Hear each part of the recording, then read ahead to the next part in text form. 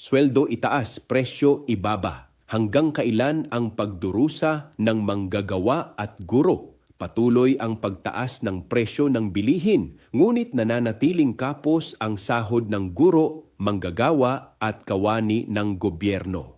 Sa bawat araw, mas lumalayo ang kakayahan nilang makamit ang disenteng pamumuhay.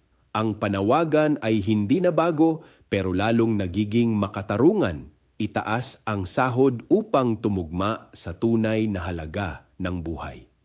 Hindi ito usapin ng kagustuhan kundi ng pangangailangan. Ang guro na humuhubog sa kinabukasan, ang manggagawang nagpapatakbo ng ekonomiya, at ang kawani ng gobyerno na naglilingkod sa bayan ay hindi dapat manatiling kapos.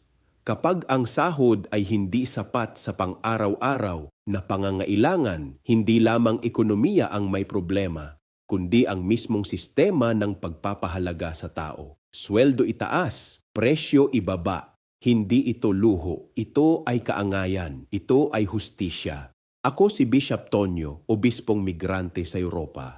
At ito ang damdaming makabayan, tinig mula sa laylayan. Hanggang sa muli!